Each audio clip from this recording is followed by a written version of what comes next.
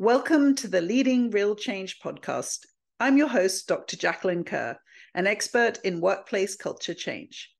From my unique background in behavior science, public health, and community advocacy, I help corporate leaders with evidence-based individual, team, and organizational change to create thriving workplace cultures for all.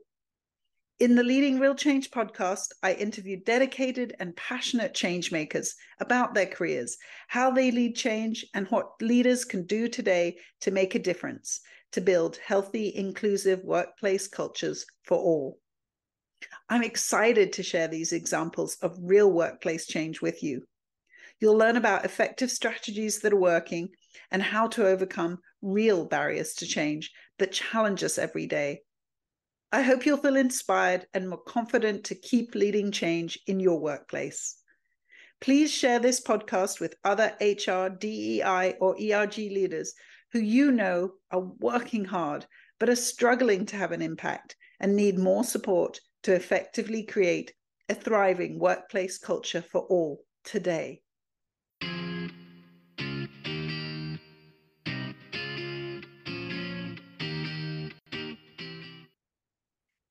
I'm Alex Budak.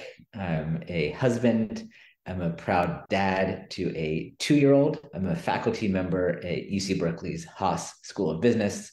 I'm a social entrepreneur. I co-founded the venture startsomegood.com, and I'm the author of the new book called Becoming a Changemaker. And outside of my work as a changemaker, I love travel adventures. I've been to 39 countries and counting, and I am a diehard UCLA Bruins basketball fan. When I was a student at UCLA, I spent all of my winter quarter camping out for UCLA basketball games. And as my transcript will show, I definitely did spend a lot of time camping out, but made a lot of great friends and have a lot of great memories cheering on the Bruins. Oh, that's amazing. Yes, March Madness will be upon us before we know it. And I'm impressed by the number of countries you've been to there. I consider myself a bit of a global citizen because I have lived in about 8 different countries, but visiting 39, that's impressive too.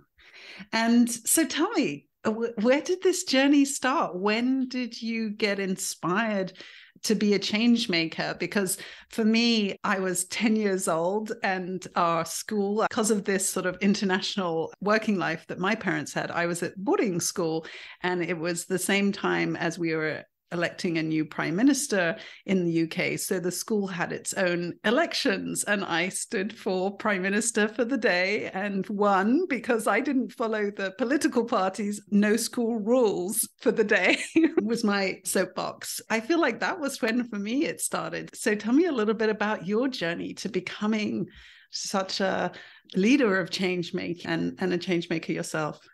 Well, I guess for me, it also had a couple of early childhood experiences that shaped me as well. The first is that I grew up in the Silicon Valley Bay Area. So I grew up in the big tech boom and really surrounded by a lot of entrepreneurs. In many ways, I didn't know that wasn't how a lot of the world thought. And so the sort of entrepreneurial streak, I think, felt very natural to me. So on one hand, I had that. On the other hand, I've always loved being in leadership positions, not because of a title, but because of the opportunity to serve. So all throughout high school, I served on our student government, and perhaps part of it was just because I could come up with clever campaign titles. So my freshman year, it was I back Budak. Second year was I'm back to back Budak. Third year was I still back Budak. And then my senior year was back to back to back Budak. So I guess when you have a good rhyme like that, you've got to run for student council. But that sort of introduced me to the idea of servant leadership.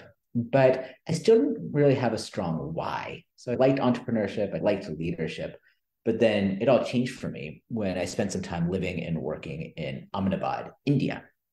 So while I was there, I did some volunteer work with a group that supported girls from the local community, and they used sport as a tool to teach healthy habits and leadership. And this is far from a white savior story. It's not going to get very much of import with them anyway. It was really about the local leaders. But as I worked with them, I had this aha moment, this light bulb moment, that I had always seen entrepreneurship as something interesting, But it wasn't until then that I actually saw social entrepreneurship. I saw how you could combine the tools of entrepreneurship with a lens for making the world a better place. And that's where I realized, okay, I had my why. At the same time, I also realized that I was so inspired by this girls' sports group in Ahmedabad. And I recognized that if they're here, there's got to be change makers all around the world, people who want to make a difference in their communities and the lives of those around them, but just too many barriers getting in the way. And so in that moment, and I would reflect on this as I would walk the path back to where I was staying after our practices. And I just reflect on how could we create a world that's filled with and led by more change makers? And that's really what catalyzed the rest of my professional and academic career. That's so fascinating. And I agree. I had similar experiences of then becoming a leader, and very much in the situations that I've been in as well. It's really about empowering others to change. I always knew that to a certain extent, as a researcher, particularly in, say, a prestigious university, locally it had some standing. But I always knew that when the stories actually came from the community themselves, when the leadership came from the community itself, it was so much more powerful than anything I could do. And we would talk about trainings that we would do to help develop some of the skills so that people could step up into these leadership positions. But we actually always admitted we were learning more than our communities in this process, because we were learning exactly what it was they needed. I very much see that journey. And for me, actually, despite my sort of hesitance now as an entrepreneur, my first career out of university was in advertising. After that, when I realized that I really enjoyed working on more of social good projects, for example, we had a local zoo that was one of our clients, and we did advertising for their endangered species, and that felt really good to me. And so then when I actually went in and did a master's in exercise and health sciences, because the same as your community in India, their sport and health was really important to me and was something that I thought we needed more support with in the world. And then I came across social marketing. And so I was like, oh, this is what I can actually do. I can use some of these skills to actually persuade people to do good. And so that's really been my journey. So interesting to have some echoes there as well. So tell me then a little bit about what you learned along the way that then resulted in you really understanding what it took to become a change maker. I think one of the shifts that I made is that I felt like, okay, I want to have an impact. And it seemed like being a social entrepreneur was an amazing way to go about it. But I also quickly realized that not everyone should nor can be a social entrepreneur. Not everyone has that same risk tolerance. Not everyone has that same skill set. And speaking as one myself, social entrepreneurs can be a weird bunch. And so I started thinking that often the way we talk about having an impact can feel quite limiting. You've got to go big, you've got to do grandiose things. But I realized that's not only not inclusive, it's also not the way that the world works. I come from Silicon Valley now, where we have a bad habit of something called heropreneurship, where we tend to like to put the lone entrepreneur up on a pedestal and say, look what they did. But the more that you work in startups, the more that you work in change efforts, just as you found, it's not about any one person. It's about a team. I believe that change making is a team sport, and we do our best work through and with others. And so I think the most important transition I made was to shift from what can one individual do by themselves to instead starting to think about what can we as a collective do? What can we do when a bunch of us feel activated as change makers? And especially when we can work on challenges and issues together in our own different ways, using our own unique skill sets, but towards a meaningful and collaborative goal. And that's, I think, a really important shift that I made, both for my own identity and for the work that I want to do, from the lone social entrepreneur to the collective group of change makers. And I agree that's so important, this collective and diverse input that we actually need to make the best change. And also from my perspective from behavior change science too, is I think we do our best change efforts when we have social learning opportunities, when we have the group dynamic, not only just because of the additional numbers, but also because the process of learning, when we actually get feedback, hopefully also positive feedback and reinforcement when we are doing well. These are all keys. Like when we try to do change in isolation, often our change efforts fail. But let's just stick on this before going into the ways you're trying to shift people to think about socially good teams. Let's talk a little bit more about that prevalence of still being the leader of organizations, the burnout that social entrepreneurs can experience in that role, and that feeling of kind of responsibility of having the world on your shoulders. What's been your experience of seeing that, and how do you help people shift away from that? Obviously, if they have a severe burnout, that's potentially something they're going to have to do. But what's your experience moving people towards the benefits of the team? Well, I teach about burnout. I write about burnout. And the reason that I'm so passionate about it is because I myself got burned out. It's still hard to admit, but I co-founded Start Some Good, which was a global crowdfunding platform helping early stage social entrepreneurs get started. And it was my first really meaningful job that I had after graduate school. And it was a dream come true. It's exactly what I felt like I should be doing. But as I got into it more and more, now that I look back, I had all of the signs of burnout. I remember that friends would ask me, "Hey, Alex, how are you doing?" And my answer would literally be something like, "Oh, well, Start Some Good, got a new partner today, so I'm doing well," or "Bad revenue day, not doing so well." I had become so inextricably linked with my organization that I couldn't see my way around it. I had started wrapping up my own identity as the Start Some Good guy, not as Alex, not as the son or the friend, but as the social entrepreneur. And it's something that I see so often in the change makers that I work with. Is leading change is really hard. And so to go into it, you've got to be all in, you've got to really care. And especially when it comes to solving big pressing problems, whether that's climate justice, racial justice, mental health, we care so much and we really want to have that impact. But it reached a real low point for me when I was living in Sweden at the time, and I was traveling with my then girlfriend, now wife, Rebecca, and we were in Budapest and had this wonderful weekend ahead of us. And meanwhile, I was also trying to coordinate the launch of a new addition to our Start Some Good platform. And anyway, we were working with a developer, and I really should have spent more time doing QA, checking things out, but I was just so exhausted. So I just said, "Yeah, looks fine. Let's just do it." So we launched this new feature, and it completely brought the site down, crashing. There was Rebecca, who wanted a weekend with her boyfriend, and there I was just bringing down the site I cared so much about, all because I was just so exhausted. I wasn't thinking clearly. I had quite honestly lost the forest for the trees. And so that was the moment that I realized I'm so burned out that not only am I not doing myself any favors, I'm also not doing my organization any favors. I'm not the leader that it needs right now. And so that became my wake-up call towards burnout. One of the things that I learned deeply from that experience is that I think the way we talk about resilience is wrong. That we like to talk about resilience as just enduring as much pain as possible. That it's, "Oh, this is going to just be terrible, but just keep going. Don't even think about it. Keep your head down, keep going."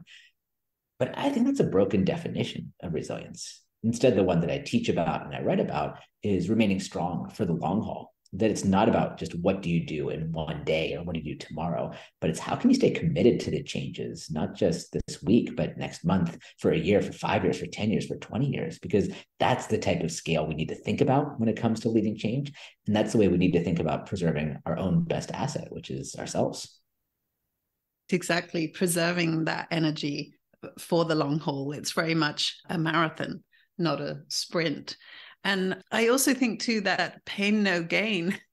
Unfortunately, I was reminded of it again recently because it did come from our prior governor, Arnold Schwarzenegger.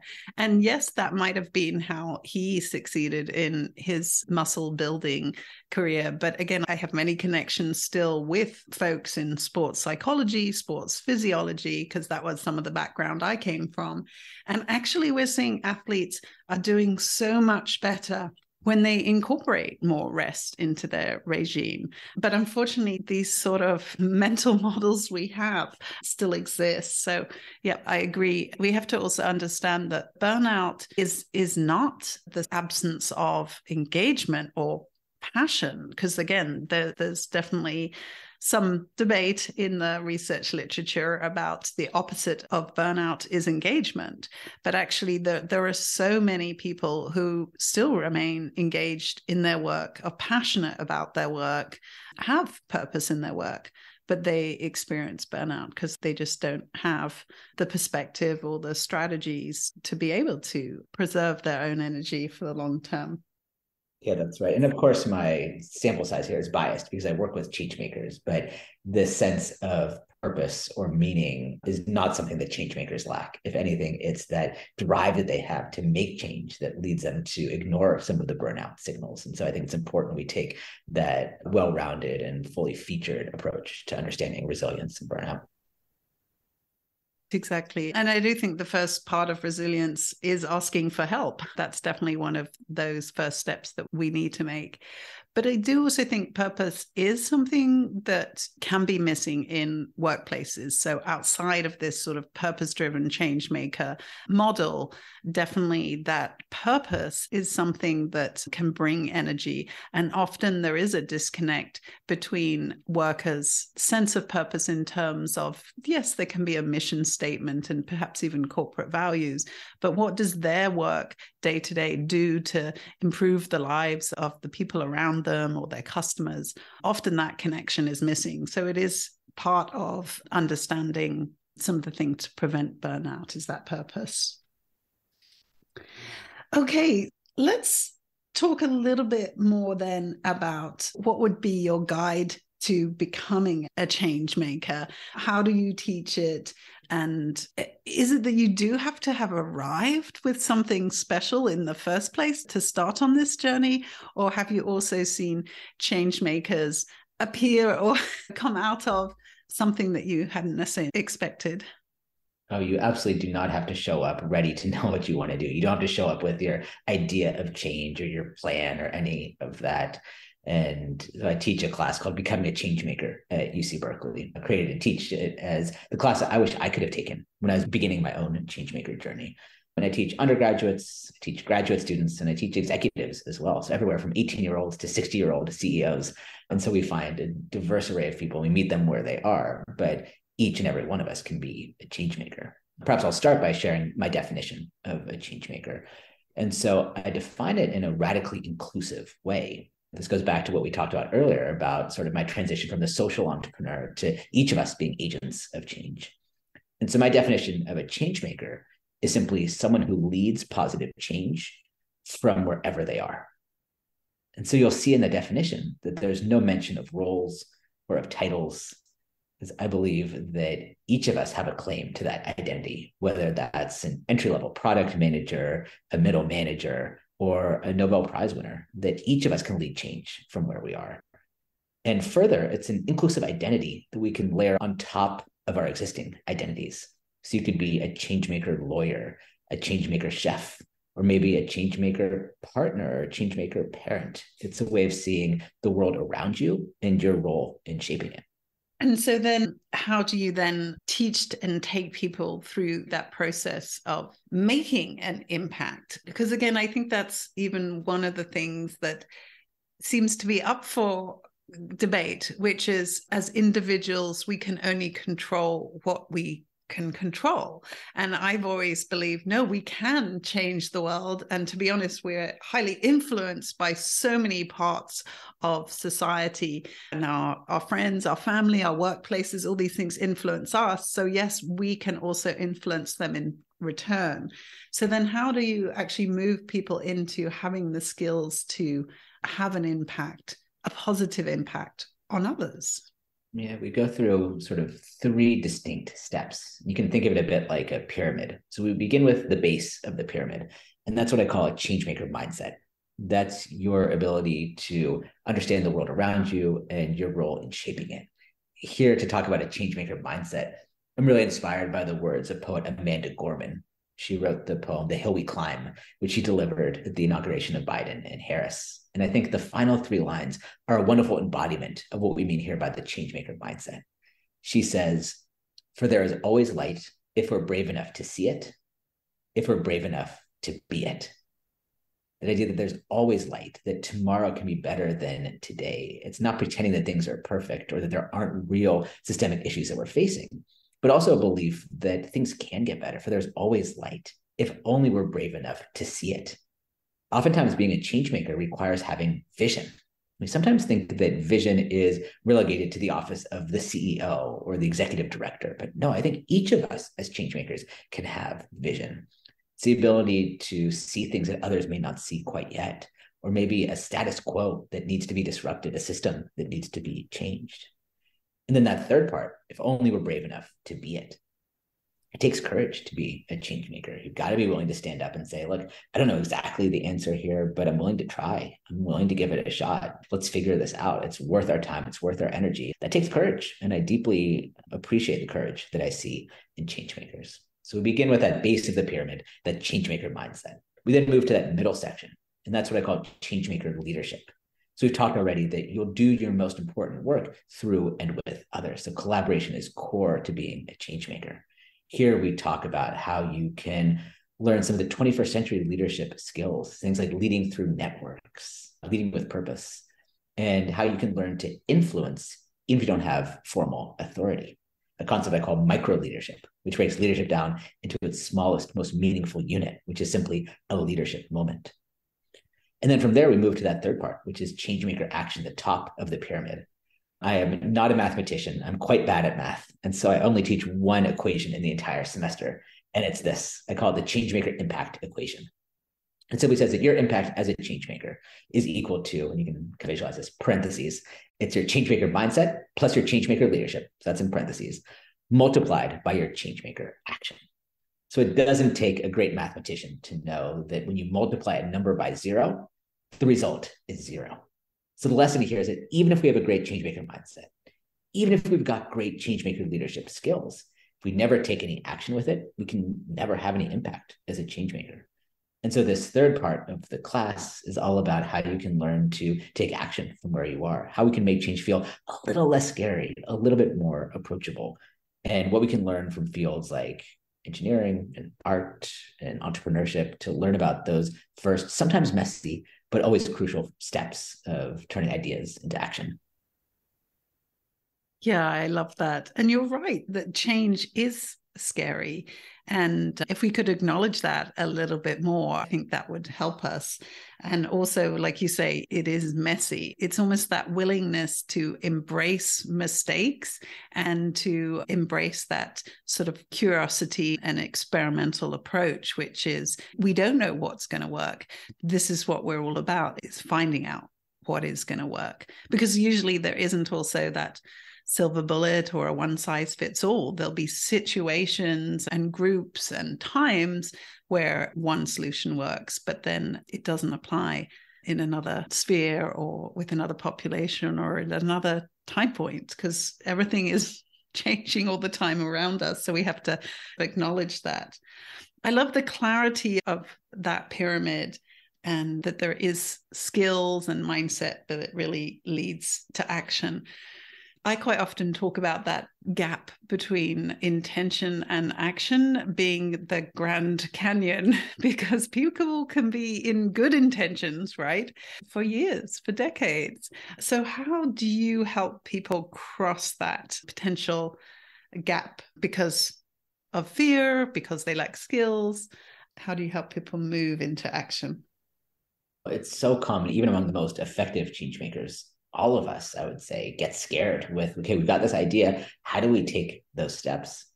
It's something that professors Jeffrey Pfeffer and Robert Sutton from Stanford University, that they call the knowing doing gap. Sort of know what to do, but you don't know how to get out there and actually start doing it. And so in working with thousands of change makers around the world, I've developed a tool which tries to address exactly this issue. I call it the Changemaker Canvas. And if any of your listeners want to take a look and download it for yourself, you can go to alexbudak.com/canvas and download it. What is a tool? Be familiar to any of your listeners who have used something like the business model canvas before. And the idea is that we break change down from being overwhelming and complex into small, meaningful, actionable steps. We break it down into all the core things you need to think about before you launch a change initiative, whether that's launching a brand new company, leading a change effort from within an existing company, or just doing something in your kids' school or local community. So everywhere from helping you understand the why behind why you're investing your time into this idea, all the way to looking at the problem from all angles, from the core problem you're solving to also recognizing some of the root causes.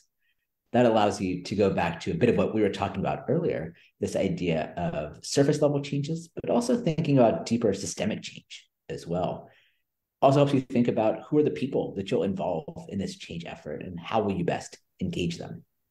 And what I've found in using this tool with my students, but also with managers and executives around the world, is that it helps us shift from change as a strategy question to change as an execution question, that you put the time in upfront to really understand the change, to break it down to these steps. And then all you're left with is, okay, I know what to do. I've just got to get started. And it helps make those first steps much more actionable and much more within your reach. Great. That's such a great strategy. And I'm glad you have actually a tool to do that, because I do think behavior change is much harder than we realize and acknowledge. And so, yeah, I think these processes of actually breaking it down and having real alignment with what it is, your why. And then for me, when I think about the root causes, I'm thinking about the common barriers that you're going to face. And a big part of this is really recognizing those so that you can then strategize about overcoming them, and particularly getting more support than we ever realized. We need support from accountability partners. We need support, sometimes logistical or financial or motivational. But I think that's some of what we don't recognize, is how much we do need help to create this action. Super important. Actually, one of the blocks of the canvas is something I call plan for resilience. And that's where, instead of waiting until you put this thing out into the world and thinking, oh, what are the things would be helpful for me here when the inevitable roadblocks come up? It's actually spending time up front to think about, what will some of the challenges be? What are some of the potential failure points? And then what am I going to do proactively to try to overcome that? And so you might recognize, look, this is going to be really lonely doing it by myself. So one of my plans for resilience is to build that community around me, to have friends that I turn to, build an advisory board earlier than I might think. Yeah, to be thinking about resilience before you even launch it is, I think, the right time, versus to scramble once it's underway. Exactly, because there are often times when we can foresee these barriers, and actually that's why we're scared as well. So it's so helpful. And I think what's so important about that too, just to get a little bit into some of the scientific terms too, as well, as one of the most important constructs that moves us from intention to action is this construct of confidence, or rather more self-efficacy. And really how we measure that, it's not, oh, I feel confident I can do this. It's partly, I feel confident that I can overcome the barriers that I'm going to face. So it's such an important part of developing those skills that we can actually do the behaviors when things get difficult. And again, we have a term from public health called relapse prevention, and you have to think about it, because we are all going to struggle at times and be taking steps backwards. So it's anticipate that rather than seeing that as like a failure point, see it as expected and prepare for it. So I love these parallels. Another parallel I see is one of the chapters of the book I call Confidence Without Attitude. And the idea here is that as change makers, we often need to hold multiple polarities at the same time. For instance, we've got to have a sense of urgency. If we're working on a meaningful change like climate, we've got to take action, but also recognize that change can take some time. That's an example of polarity we need to hold. And confidence without attitude is, I think, another important one. I think to be an effective change maker, you've got to have confidence. You've got to have the ability to put yourself out there, to say, hey, I've got an idea, to believe in yourself. And even if you don't know exactly what to do, to say, look, I will figure it out, or I'll find some way. But also, we've got to have humility. No one wants to be working with a know-it-all change maker. And on top of that, to effectively bring others into your change, you've got to have a sense of humility. I think humility is one of the most underappreciated leadership traits. But I think the key here is that so many people get confused and they say, okay, I've got to be a little bit confident and a little bit humble. But no, it's actually the key to change making is you've got to be both at the same time, confident and humble. In the book, I tell the story about Gwen Wang, who's a terrific entrepreneur. She founded an organization called Tribeless. So Gwen Wang is the founder of an organization called Tribeless, and they teach emotional intelligence and empathy to teams. And a few years ago, by all outward measures, Gwen was thriving. She's based in Malaysia, and she was on the cover of magazines, and her organization had all of the metrics that you want to see in terms of rapid growth. But as she looked around, she also recognized that not only was work not that much fun for her anymore, she's getting burned out. On top of that, she started realizing that she was not the leader that her team needed at this point. Gwen is a visionary. She's a product person. But she recognized that what the team really needed at that point was more of an operations person, a finance person, someone to manage that smart scale. And so she made the very difficult decision in talking with her co-founders to take a step back. And so she actually fired herself as CEO, taking on instead a chief product role as her co-founder stepped up into the CEO role. And I love telling her story because I think it's a perfect embodiment of confidence without attitude. Tribeless would never have gotten where it is were it not for her confidence. She had an idea, she had a vision, she built a team, she got other people excited about it, and she stood up there. But she also had the humility to say, look, I'm no longer the leader that our team needs. So many people aspire to positions of power and titles, and they just hold on to it for the sake of it. She said, no, if I'm not serving my organization, I don't want to be doing it just for the sake of it. There's someone else who could be more effective for the team. But here's where the confidence comes back in, because even in being humble, even in taking a step back, there's an incredible sense of confidence, an incredible sense of self-assuredness, a belief in herself, her own abilities, that she knew that this one role didn't define her, title didn't define her, and she could go on to do better things. And she had confidence even in stepping back. As it turns out, her timing could not have been better. She stepped back in February of 2020, about a month before COVID hit. And at that point, they needed to pivot to a virtual online environment. And she was well positioned as a chief product person to build that new online version of Tribeless. But it all is made possible because of her ability to, at the same time, be both confident and be humble.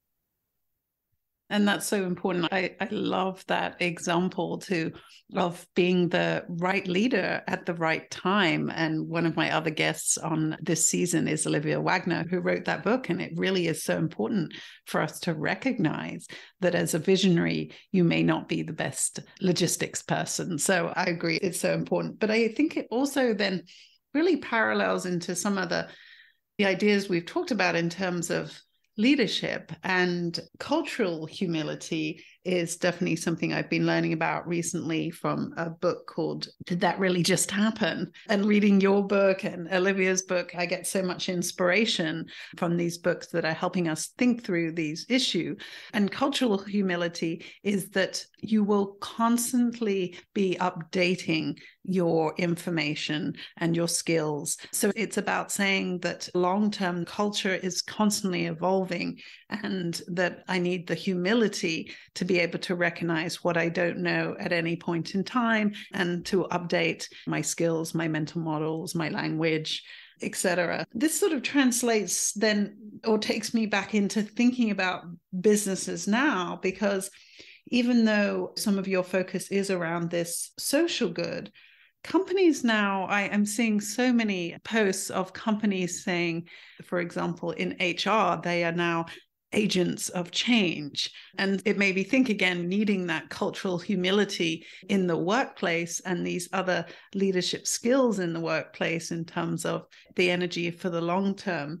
Tell me a little bit more then about how people who have never really necessarily been a change maker, who maybe haven't quite understood this process, how they can then start to step into that role and see the parallels. If they haven't necessarily been, as say, a leader for social good, and suddenly they've been anointed the person who's responsible for changing the culture of their organization, for example. What would you say to someone in that situation, just to draw that parallel? It's a huge opportunity. And I've been doing more and more work with much more traditional companies. Many of them are feeling they need to pursue this because of the way Generation Z, as they enter the workforce, what they're looking for. A recent poll found that 70% of Gen Z only want to work for companies that share their values, that feel like they're doing good into the world. And so even if you're from a more traditional world of business and impact being separate, if you just want to be able to attract and retain talent, and customers to that end, you've got to start thinking about this as well. So I recently did some work with a mortgage insurance company, which is about as far away from traditional change making as you can imagine. But I got brought in to help them find that sense of purpose and to work with a bunch of their middle managers to find meaning in the work that they do. One of the interesting problems that they had is that they had almost no turnover. And most companies would look at that and say, that's wonderful, people want to stay. But also as a result, the culture had gotten a bit stagnant. This is what worked for us back in 2010, so we'll just keep doing it. And if the last few years have shown us anything, it's that the status quo is not tenable. So again, we really worked a lot on that change maker mindset and starting to see opportunities where others only see threats and starting to find ways that they can start leading change from where they are. It doesn't have to be a huge revolutionary change right away. It's about practicing those small change muscles so that we can build up the confidence to go bigger when the time is right. I love that example. That's great. That's so helpful. And again, change starts with new skills. That's where we have to really understand that part of that first process is building the new skills for us to be able to move into action.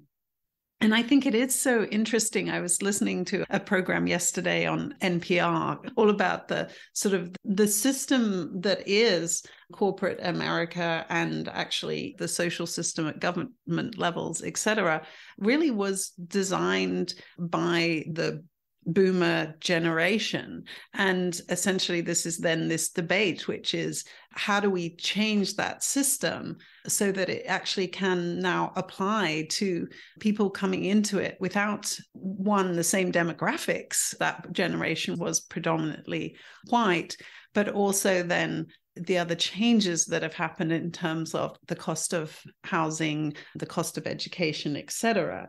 So let's be thinking about a system, since you mentioned that generation. So let's think about then change makers as being able to change systems, because I think sometimes people see systems as these machines that can't change. When we give these terms of that's a systemic problem, it's almost as if we're then abdicating responsibility and saying, therefore, it's something I can't change. So how do you see systems change, and how can change makers best change systems? It's rare that I read a quotation that takes my breath away, but this is what happened when I read a quotation which is often attributed to Paul Batalden, a medical doctor. And the quotation goes that every system is perfectly designed to get the results it gets. So put another way, if you keep trying to change things and you keep getting that same outcome, well, it shows it's a system that needs to be changed. That system itself is value neutral, but it means that if you can't change the outcome, you've got to start thinking about how can we change some of those inputs and go even deeper into it. As a social entrepreneur, it's something I think a lot about. And I had the privilege of running an incubator for social entrepreneurs in Scandinavia. And a terrific example of this is a woman named Elin Roberts. And she ran an organization called Barnrättsbyrån, which essentially translates to like Children's Rights Bureau. So children in Sweden generally have really good human rights, but not every child recognizes that they have those rights. And especially so for children that have come over as migrants, especially unaccompanied youth. And so her organization set out to support these children to make sure their rights are respected. And so they do work, the social welfare model, reaching out, individual one-on-one casework, and so on. But they also take a systems lens. They realize that because they work with so many kids, they start seeing patterns. They start realizing, where are some of these kids falling through the cracks? And then what they do is, based on their knowledge of working one-on-one with children, they then advocate for policy and legislative changes at the local, municipal, and even federal level. They're able to make those changes because they see what's happening at the individual level. And I think that's the right way to think about change making as well, is that ideally we do both. We're providing that direct service, we're providing the change at the surface, but also we're always thinking about what are the systems that we can change. What's one thing we could do that, if we get it right, would then have outsized impact on future generations of folks? And I think Children's Rights Bureau is a really good inspirational example of how that can work at the same time. Yes, it's back to that being able to see the trees and the forest at the same time. Because again, we learn so much from these individual examples, and people need help at the individual level. But if we then don't use that to create population level prevention, it's such a wasted opportunity. So I love that example as well. Especially having one of the countries I did live in was Sweden. And I remember that difference when we were there of understanding those rights. And it's also an interesting difference to here in the US, because the rights that people have are such a strong element of society here. And we don't have those same rights in the UK. So there are definitely sort of cultural differences around these types of understanding and foundations of countries. So as we just wrap up here, tell me then, or to inspire our listeners, because there's definitely many listeners there who are potentially choosing to leave corporate America. In particular, we have for senior women leaders, really large amount of women leaving the corporate workforce because they're not seeing change and they're frustrated and burnt out by the status quo. So if someone is then taking that step to create a different system and an alternative vision, what would be your advice? My advice is that the world has never been more ready for you. There's never been a better or more important time than right now to step up and to lead change. It's never been more important that each of us see ourselves as agents of change, but it's also never been more significant. When we think about the trends shaping our world today and the important changes that our companies, our communities, and our world need, it's a world that's calling out for change makers. And so I hope that you will hear that call. I hope that you'll have the confidence to step up, the humility to say, I don't even know exactly what I'm going to do, but I'm going to step up anyway. And that you'll begin seeing yourself as a change maker. The world looks so different when instead of waiting for someone else to give you permission, you give that permission to yourself. And so to remind you that the world has never been more ready for you. And I cannot wait to see what you do next.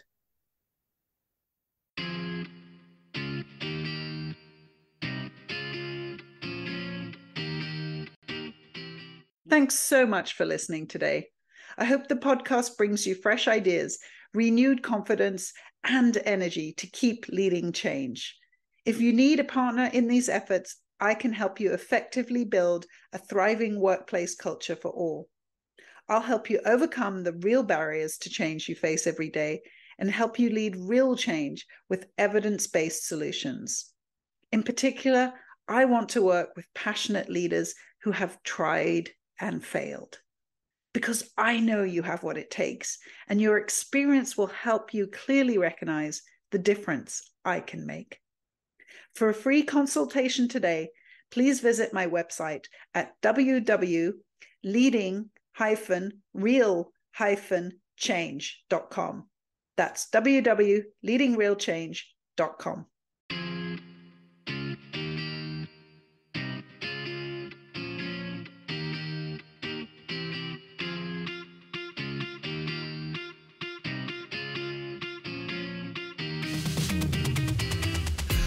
Control, you're a fighter.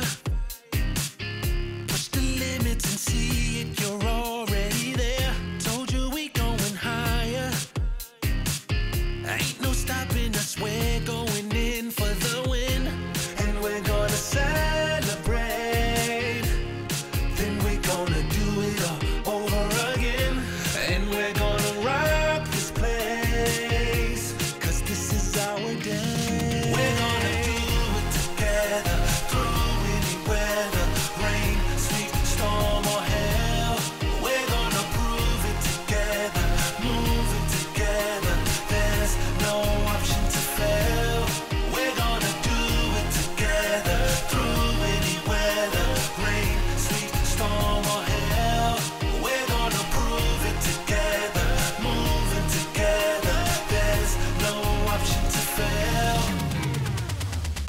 Close your eyes, feel the power.